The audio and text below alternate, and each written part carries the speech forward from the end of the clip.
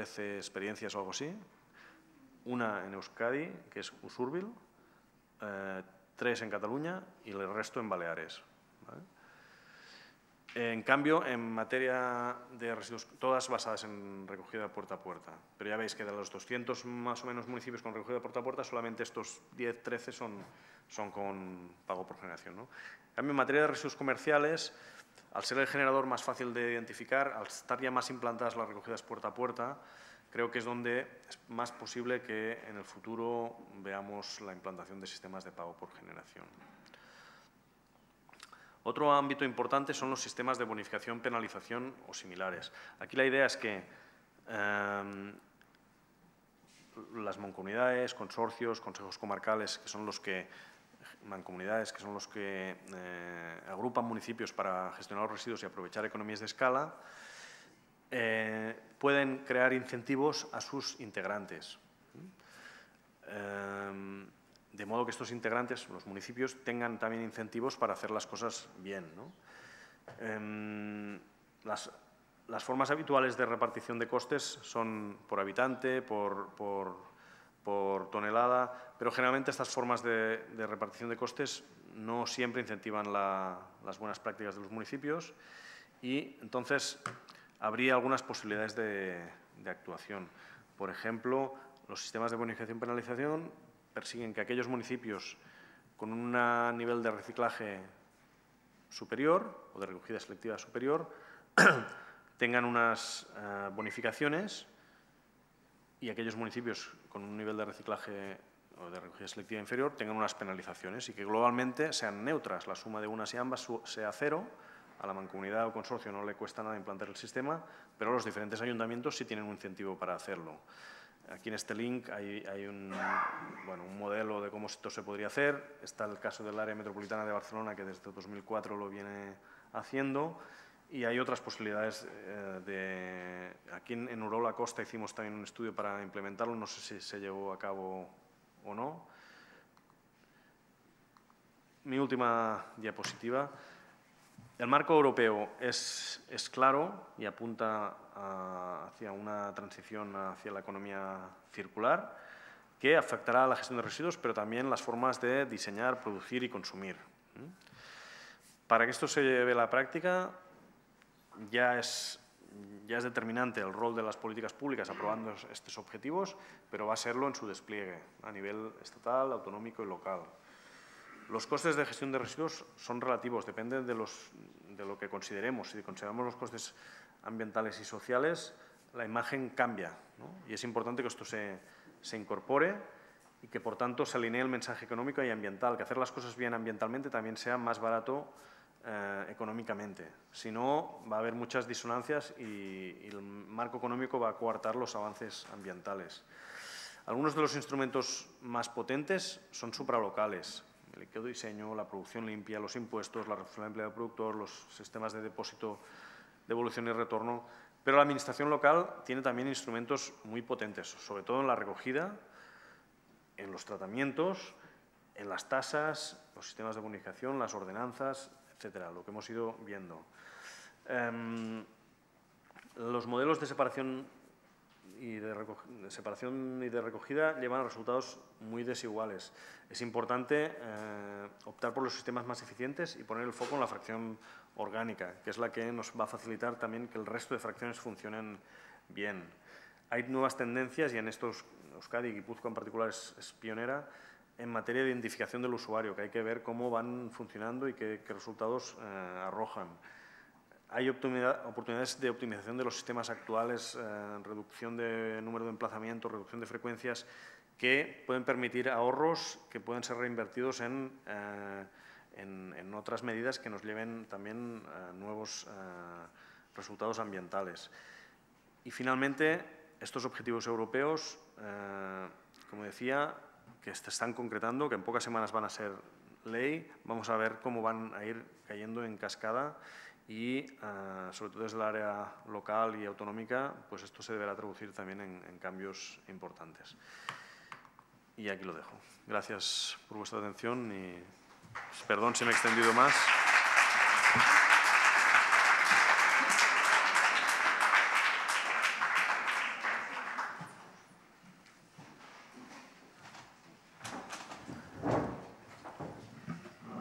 Eskerrik asko, gracias. Ahora, si os parece, podemos abrir un turno para hacer alguna aclaración, algún matiz, alguna pregunta en particular, en concreto, al doctor Ignasi Puig. Sí os pediría que fuerais breve en vuestra exposición para que dé tiempo a que cuantas más personas puedan tomar parte, pues mejor. Y hacéis un gesto para que os puedan facilitar el micrófono y así poder hacer la pregunta. Hortikan.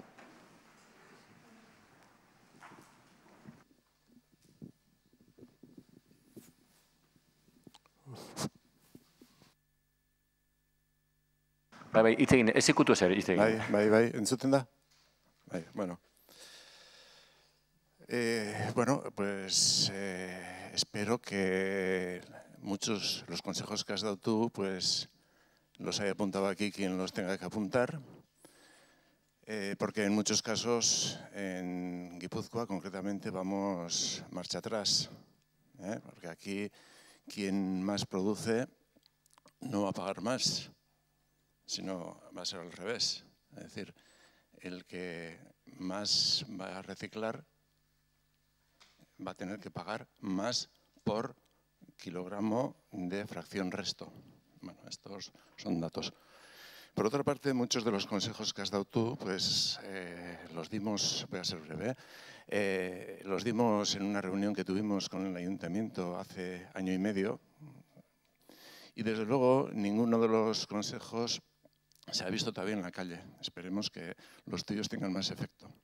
Aquí estamos atascados en el 38% de recogida selectiva, el 62% de fracción rechazo.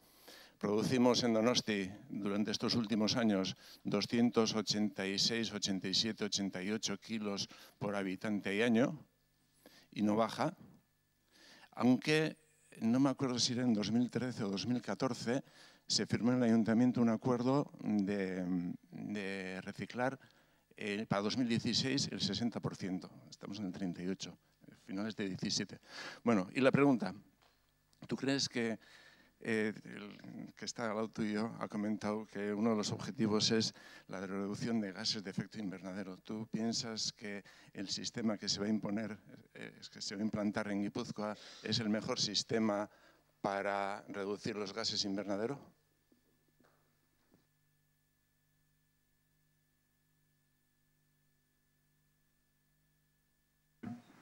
Como decía antes, mi conocimiento sobre vuestra realidad concreta a nivel municipal es escaso mi conocimiento. Por tanto, no puedo contestar con precisión. Por lo general, a ver, cuando el tema de efecto invernadero y residuos es un poco… hay que cogerlo un poco con cautela, porque cuando se miden las emisiones asociadas al sector residuos, por lo general se tiene en cuenta solamente la parte del tratamiento, no sé ni si incluso la recogida, y en materia de tratamiento, claro, las emisiones de gases de efecto invernadero de un vertedero son incomparablemente más altas que las de una incineradora. Eso es así, porque las emisiones de vertedero son metano, que cada molécula de metano tiene una contribución de 25 veces la de CO2.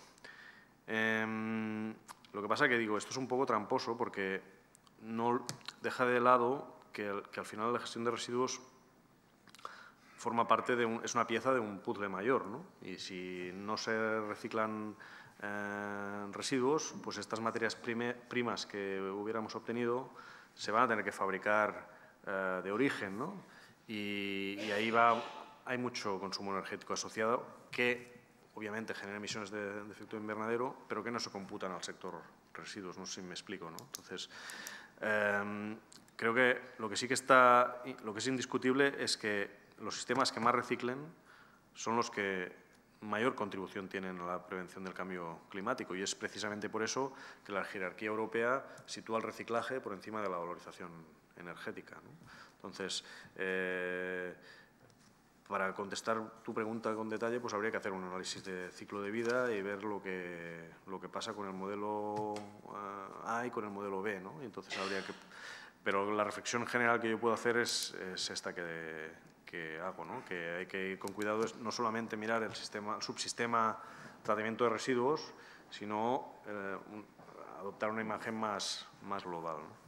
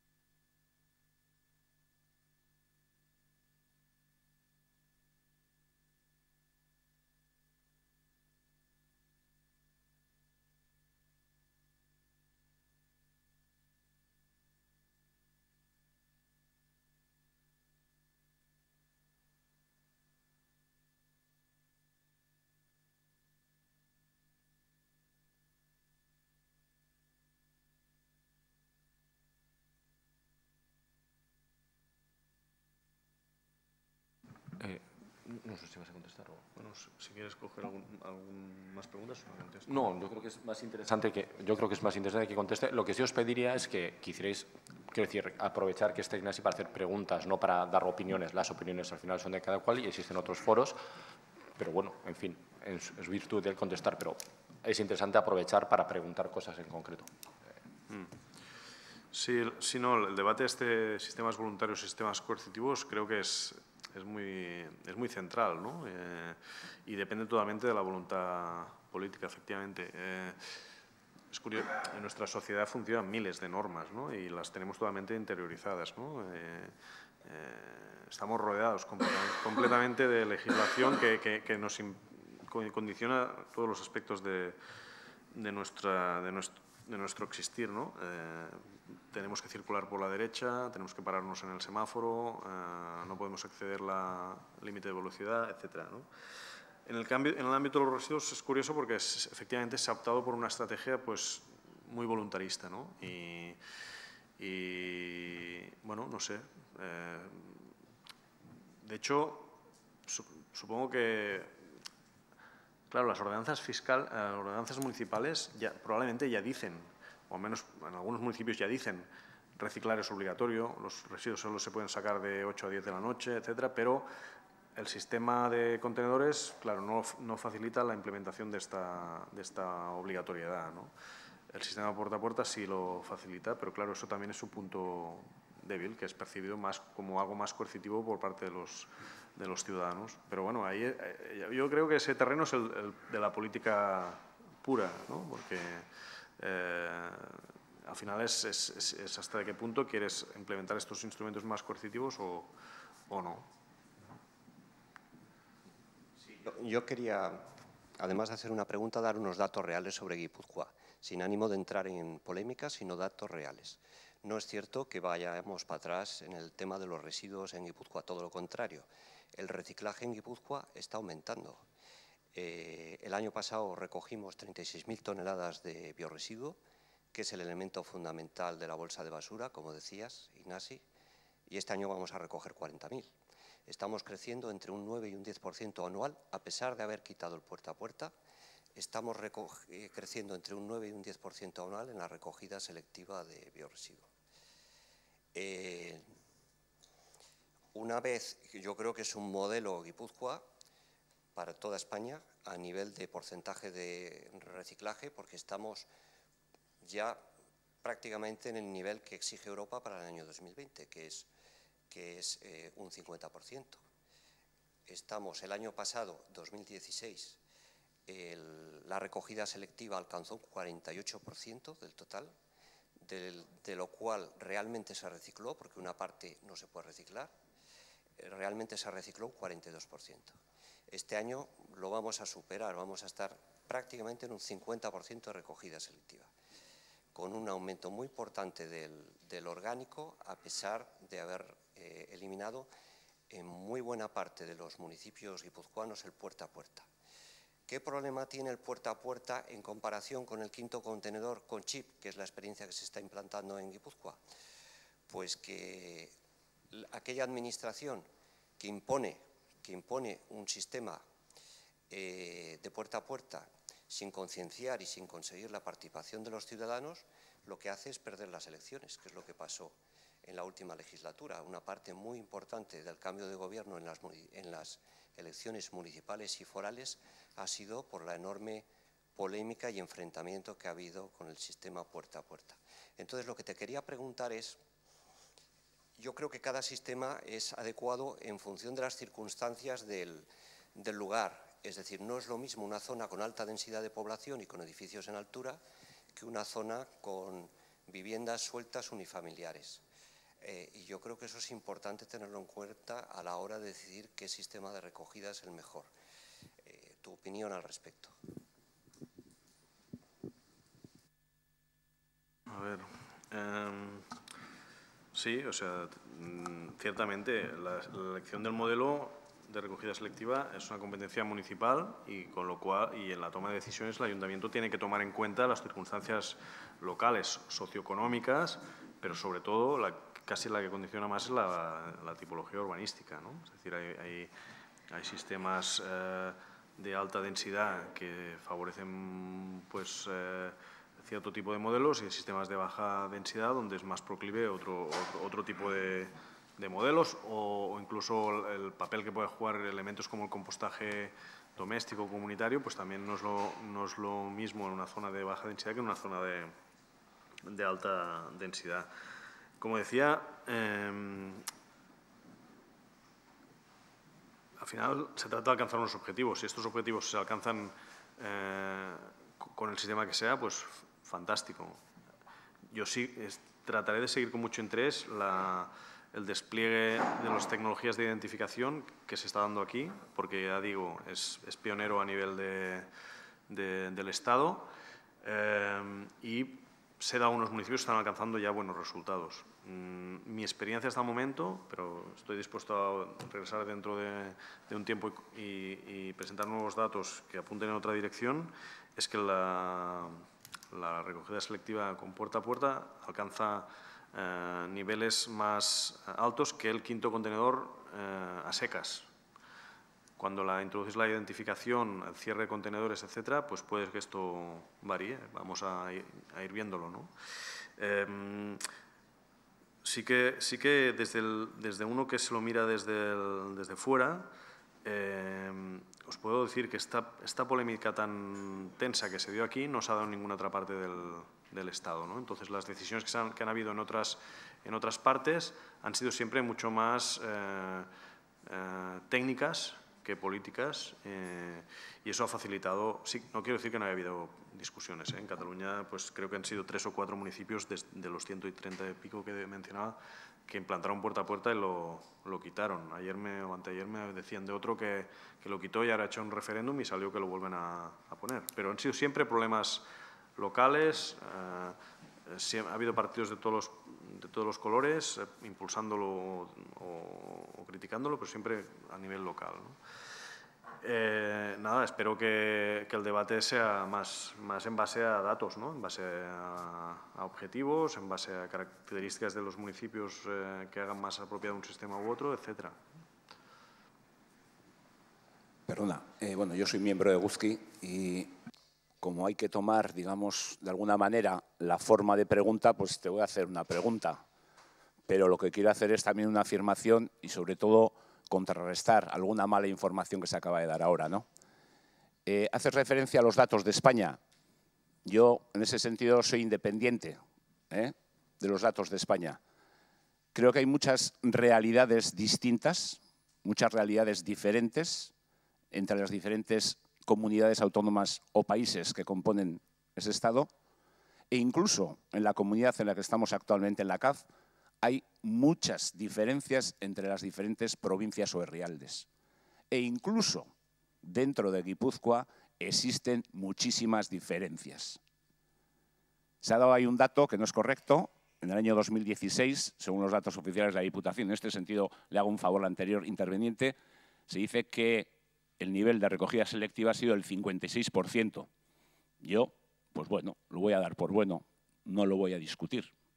Es un buen dato.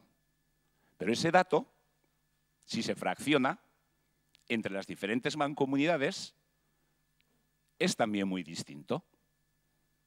En Debagoiena se acerca al 80%. En Sasieta es del 75%. En nuestra mancomunidad, la de San Marcos, es de un 40 y alto por ciento. En la de Txingudi es de un 43-44%. Las diferencias son muy grandes. Los ciudadanos son guipuzcoanos todos. Las densidades de población son similares. Es más, en Debagoiena la densidad de población es muy alta. No es ningún obstáculo. El obstáculo y la diferencia está entre los diferentes sistemas de recogida. Ahí está el quid de la cuestión. Y si las realidades de Guipúzcoa son distintas, es porque se ha utilizado como munición electoral para una batalla artificial. El objetivo no ha sido y no es mejorar el índice de recogida selectiva, sino desbancar al contrario.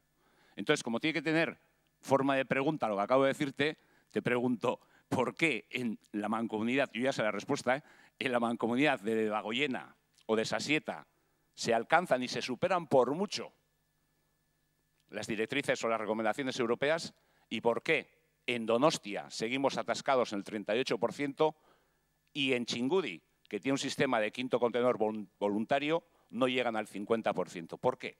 Si no será la respuesta, luego te la comento. Ya digo, las realidades de las diferentes mancomunidades, la verdad que se me escapan por completo y mis apreciaciones sobre los resultados del quinto contenedor de la recogida puerta a puerta, mi conocimiento deriva del conocimiento de las experiencias catalanas, que en la recogida puerta a puerta son relativamente similares, en la recogida con quinto contenedor no, porque aquí siempre se ha optado por el sistema voluntario y además ahora cerrado y ahora por la identificación del usuario. Y no tengo nada más que añadir, es decir, lo que la discusión comparativa que he hecho ya, o que he presentado ya es lo que podía aportar en base a mi conocimiento, ¿no?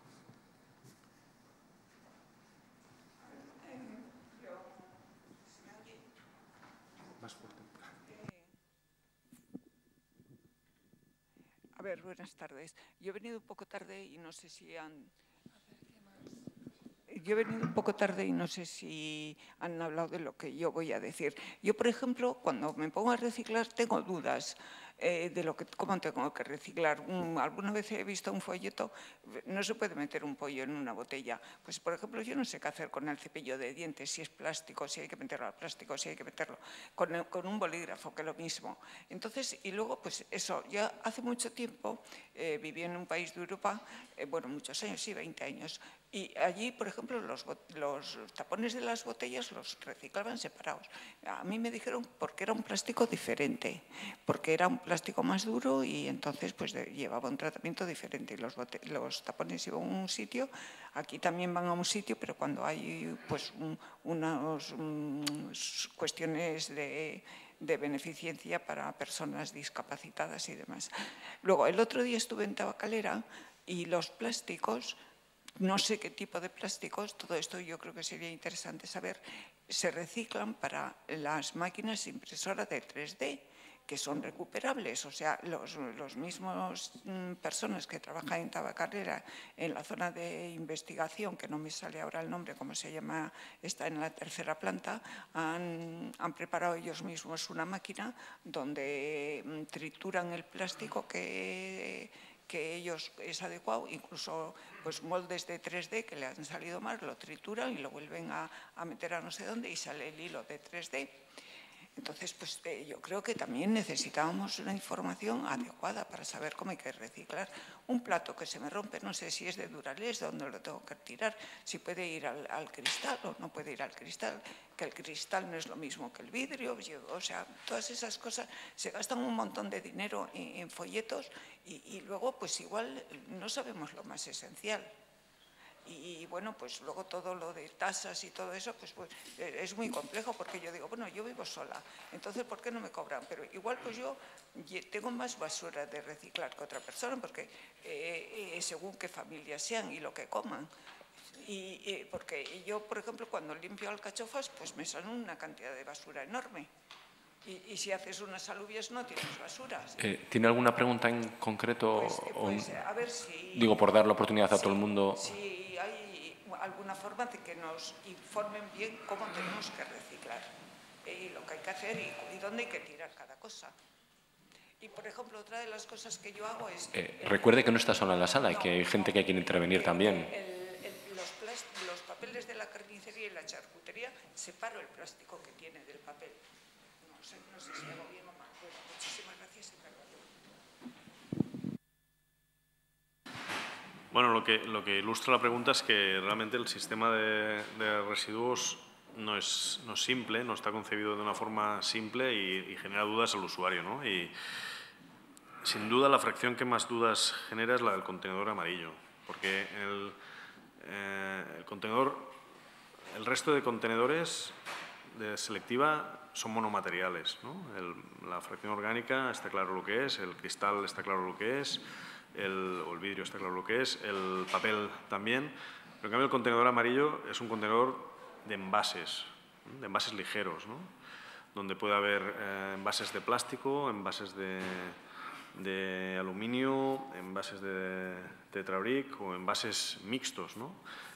Y esto es un sistema que está mal concebido y espero, ahora os voy a dar una noticia, espero que poco a poco vaya cambiando, porque genera muchas dudas y mucho ruido. Nos podemos encontrar que un plástico perfectamente reciclable, no sé, un juguete, por ejemplo, teóricamente no debemos ponerlo en el contenedor amarillo porque no es un envase y Ecoembes lo va a contar como un impropio y va a descontarle la cantidad al ayuntamiento y encima lo va a penalizar.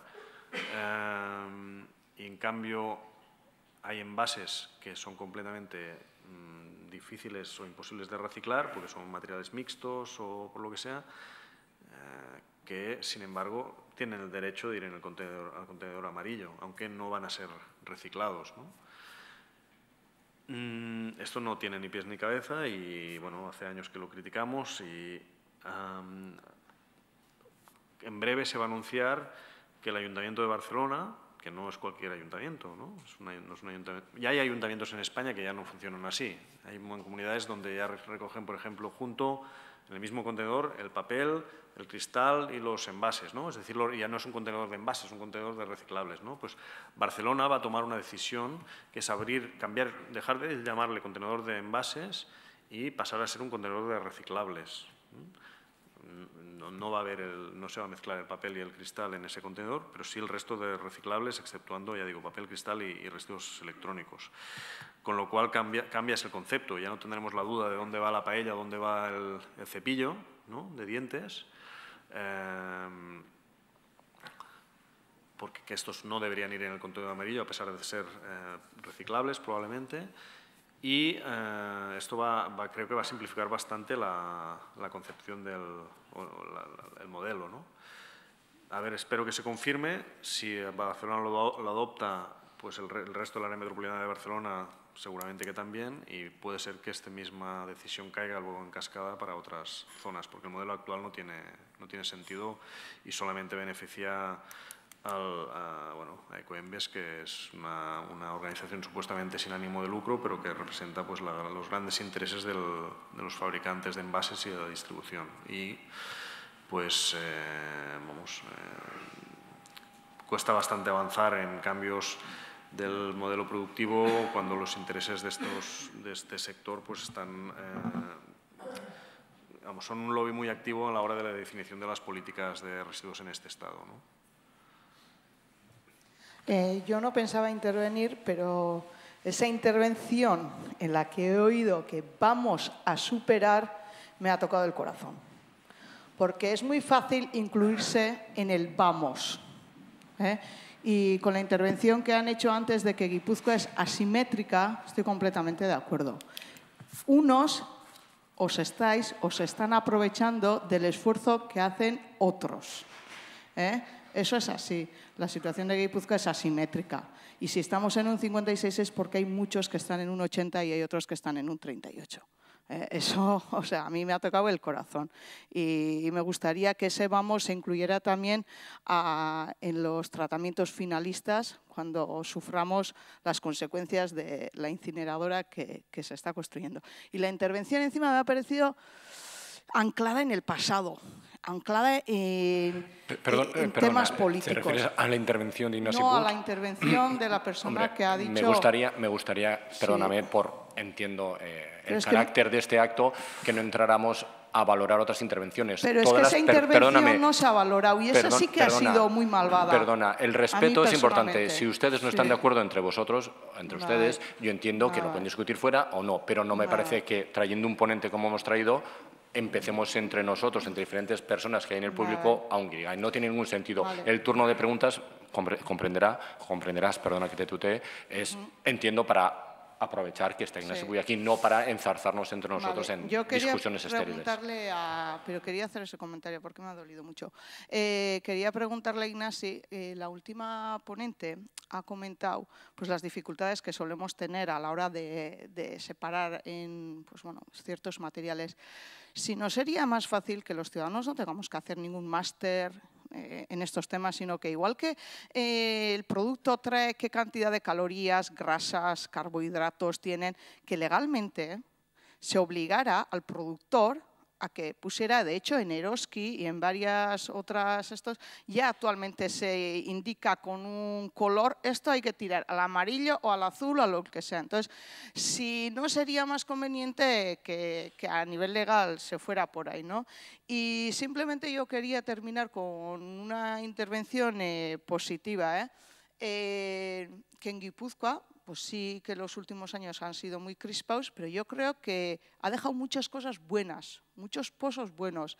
Y de hecho somos la provincia que ha sido un laboratorio y que ha puesto encima de la mesa distintos sistemas. Entonces, simplemente hacerle el detalle que cuando apuntaba el quinto contenedor y el puerta a puerta, que lo que se ha vivido en Guipúzcoa sería una aportación importante que poner que el quinto contenedor con rechazo limitado y con chip, pues que da resultados superiores a un 65%. Y animaría a Donosti, más que animar, si se puede, le exigiría que sabiendo todo eso lo implante ya de una vez. Eso es.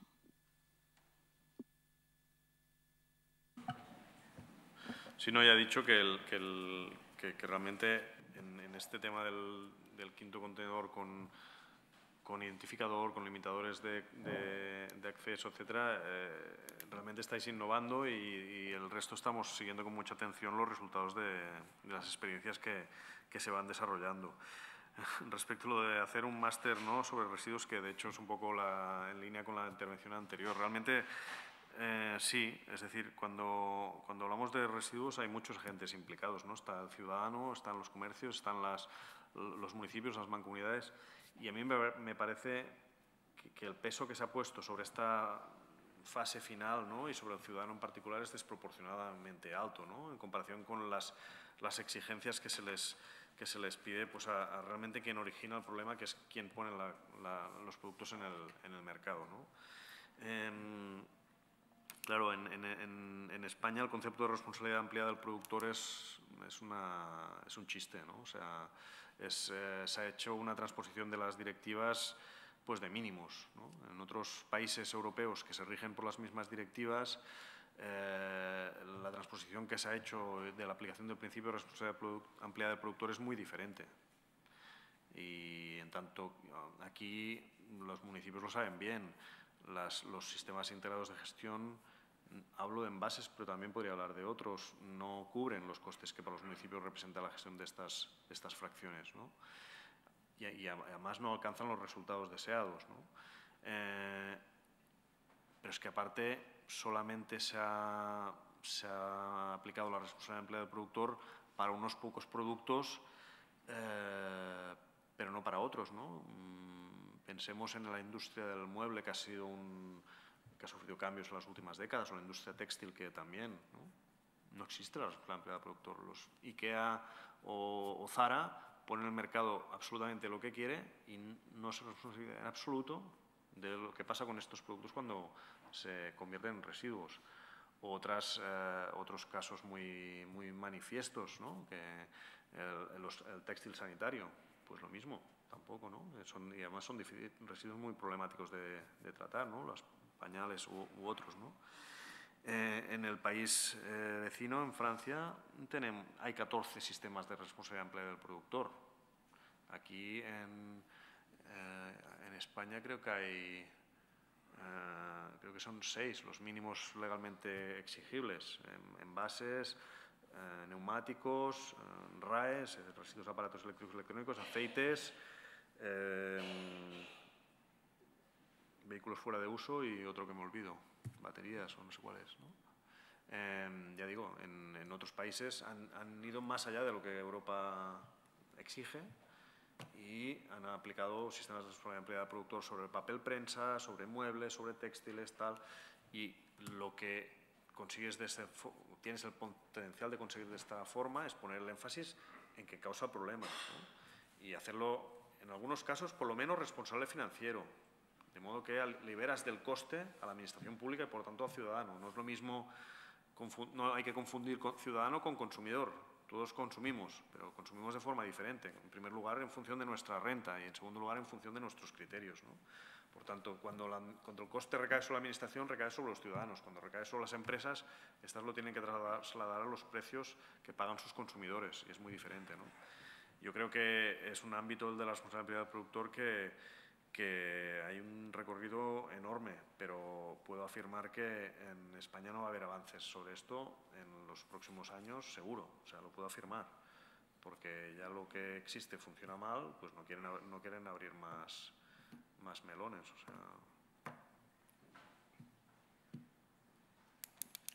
Hola.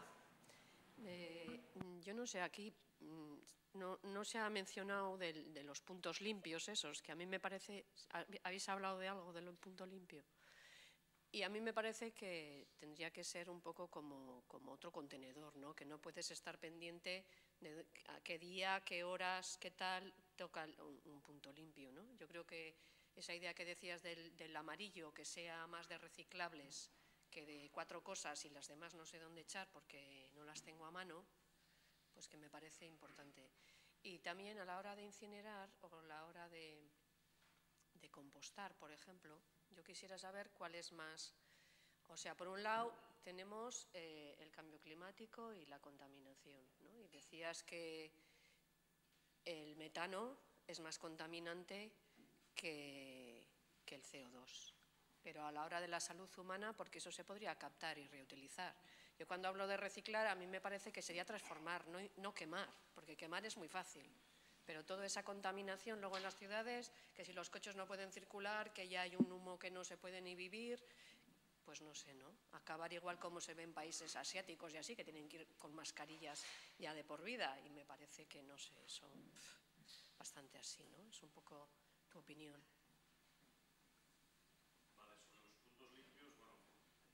Sobre los puntos limpios, comentar que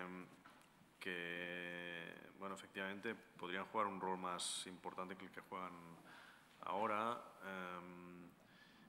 En particular, creo que uno de los cambios que se va a ver en puntos limpios en los próximos años, en Vitoria ya hay unas experiencias muy interesantes en este sentido, es que van a ser sitios donde se va a apostar por la reutilización, no solo por el reciclaje, ¿no? Por la reparación y la reutilización, ¿no? Porque además hay objetivos separados que no los había hace unos años de reutilización, ¿no? Y eso de alguna forma puede impulsar esta tendencia que comentaba, sobre todo para residuos de aparatos eléctricos, electrónicos, muebles, etcétera, ¿no? Y sobre la cuestión más amplia que comentabas, a ver, la jerarquía europea de gestión de residuos es algo que está en las directivas desde hace muchos años, ¿no? Y por tanto en las transposiciones de las mismas, y nos puede gustar más o nos puede gustar menos, pero la prevención es el número 1 y después viene la preparación para la reutilización, el reciclado, la valorización energética y la disposición, ¿vale? Por tanto, en el sentido que comentabas, el reciclado claramente está por encima de la valorización energética desde un punto de vista legal y, por tanto, y hay unos objetivos explícitos de reciclaje que hay que alcanzar, ¿no? Bueno, comentar que, claro, luego está en el papel. Esto está en el papel. Luego la Comisión Europea o la Unión Europea es muy lenta en certificar si los Estados cumplen o no cumplen, y los incumplimientos tardan mucho en convertirse en sanciones, ¿no? Ahora España está recibiendo sanciones por vertederos que no cumplen la directiva de vertederos, pero que tal vez son por procesos que empezaron hace 8 o 10 años, ¿no? En este sentido, el paquete legislativo que antes comentaba incorpora una nueva cuestión, que es el mecanismo de alerta temprana, ¿no? Que es que la Comisión, viendo que es tan lenta en sancionar, va a adoptar un nuevo procedimiento que consiste en que aquellos países que están en senda de incumplimiento, y España es uno de ellos, van a recibir un monitoreo y unas recomendaciones específicas por parte de la Comisión para tratar de aderezar el camino, ¿no? Y este sistema, que ahora cuando se apruebe la directiva en pocas semanas o meses va a ser ley, pues ya se está ensayando y bueno, pues España ha sido uno de los países donde se ha ensayado porque ya se ve que no va a cumplir, ¿no? Pero otra cuestión es que, claro, lamentablemente el tema de la prevención, que está en la cúspide de la pirámide, de la jerarquía, pues luego en la práctica pasa muy desatendido, ¿no? Y no está dotado de objetivos cuantitativos suficientes para avanzar en esta dirección. Y por lo general, salvo cuando hay crisis económicas, los residuos siguen aumentando en cuanto a generación, ¿no? Bueno, yo voy a ser bastante breve. Has comentado antes objetivos que tenemos de directivas a corto y a medio plazo y sistemas diferentes de tratamiento y un poco el orden de prioridades. Bien, la pregunta concreta es en relación a las plantas de tratamiento mecánico-biológico. Hay, para mí, pero quería conocer tu opinión, hay cierta paradoja y contradicción entre la Europa más avanzada y el Estado español, y concretamente también en Euskadi, que se está haciendo una apuesta muy fuerte por estas plantas, cuando, primero, como tú bien has dicho, como consecuencia del proceso de esa fracción rechazo que va a este tipo de plantas, se está produciendo una especie de bioestabilizado que le llamáis, o que se llama, y nos has comentado, y el porcentaje de materiales que se reciclan, que se recuperan, es muy bajo, por lo menos los datos que tengo, y concretamente de la planta más cercana que tenemos en este momento aquí. Y, por otro lado, has comentado también que a corto, una de las directivas, ni siquiera va a computar este bioestabilizado a ningún nivel, ¿no? Entonces, la pregunta un poco es, ¿tiene sentido hacer esta apuesta por este tipo de plantas que son muy caras y luego muy complejas en su manipulación, es decir, por parte de los operarios, cuando se está reciclando muy poco y el bioestabilizado no va a computar, ahora computa poco y luego nada? Es un poco conocer un poco tu opinión. Bueno, es una pregunta muy interesante y de enorme relevancia para situar si Euskadi o si España cumple o cumplirá los objetivos actuales y futuros, ¿no? Porque esta apuesta tan fuerte por la biometanización y por el tratamiento mecánico-biológico también es algo bastante español, digamos, ¿eh? No hay tantos ejemplos. Yo me acuerdo cuando en el 97 se construyó el primer ecoparque en Barcelona, 97, incluso antes, no sé, por ahí. A mí los tecnólogos, que yo no soy tecnólogo, me decían que no tenemos ninguna certidumbre de que esto vaya a funcionar y los problemas que se dieron fueron enormes. Ahora ya obviamente todo está mucho más probado y las plantas funcionan mejor, ¿no? Pero sí que es cierto que los niveles de rechazo son muy altos, típicamente del 50-60%, los niveles de reciclaje bajos, típicamente entre el 10-20%, lo que es, bueno, un hecho es la gran merma que se da de agua evaporada, ¿no? Típicamente también 20-30% de lo que entra, ¿no? ¿Tiene sentido? Pues no lo sé. Sin estas plantas estaríamos mucho más lejos del cumplimiento de la directiva de vertederos. Esto es indiscutible, porque para eso sí que cuenta, para quitar ¿no? todo el agua que se evapora, todo el material que has bioestabilizado. Ahí la contribución al cumplimiento de la directiva de vertederos o del Real Decreto de Vertederos es clarísima. Hasta el momento también está contando para los objetivos de reciclaje. Hay que leer la letra pequeña de lo que se aprobó el otro día y ver si efectivamente se mantienen las directivas finales para ver si efectivamente deja de contar y en qué momento y tal. Si deja de contar, esto para España es una losa tremenda, porque estas plantas pierden en gran medida su sentido, ¿no? Y su sentido porque no vas a poder alcanzar los objetivos solamente con una apuesta mucho más decidida que por el reciclaje, que te va a venir sobre todo la recogida selectiva, porque la eficiencia material de la recuperación de estas plantas es baja, ¿no? Entonces, si tienes que apostar más por la recogida selectiva, es menos residuo que le entra a estas instalaciones, ¿no? Por tanto, esto va a tener consecuencias muy importantes a medio plazo. Hay tiempo para un par de preguntas y yo creo que ya podemos, si os parece, ir. Sí. Hola, buena tarde, Ignasi. Mira, hace relativamente poco tuve que ir a trabajar a Barcelona y me parece curioso que tenéis el quinto contenedor, ¿no? Andaba por la diagonal, por Gran Vía y veía un montón de contenedores. El tema es el control de esos contenedores. Nosotros aquí tenemos un chip y, bueno, es optativo y tú eliges si quieres reciclar el orgánico, ¿vale? Y ahí veía yo que el control lo veo un poco mal. No sé en qué tasas andáis de orgánico a nivel de Barcelona, viendo la complicación que puede tener una ciudad tan grande y luego la merma que puede tener ese orgánico que se está recibiendo allí.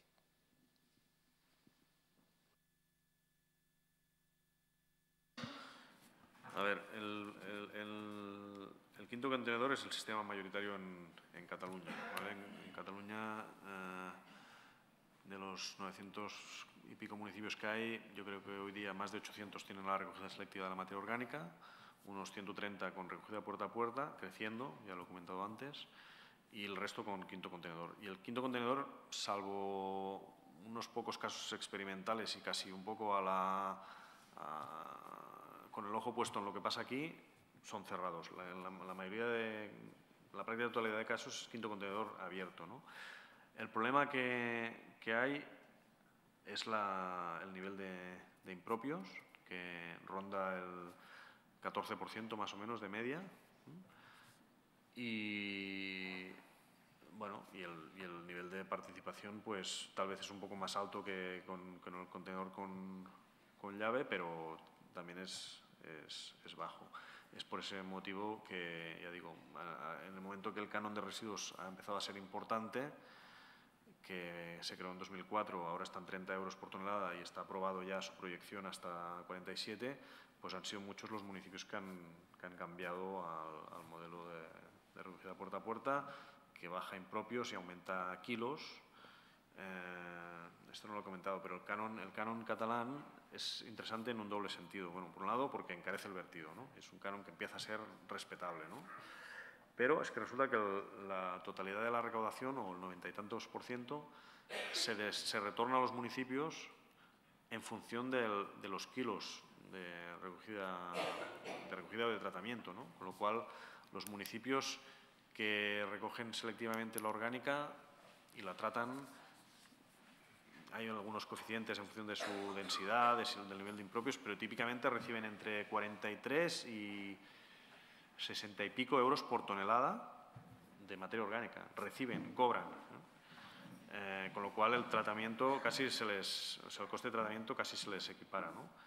Con lo cual ya el mensaje económico es muy contundente, ¿no? Y eso es lo que explica que, bueno, hoy día los concejales de Hacienda y los de Medio Ambiente vayan de la mano, cosa que no pasaba pues hace 10 años, ¿no? Perdona, he perdido la última frase. No, que los concejales de Hacienda y de Medio Ambiente van de la mano gracias al incentivo que ha introducido el impuesto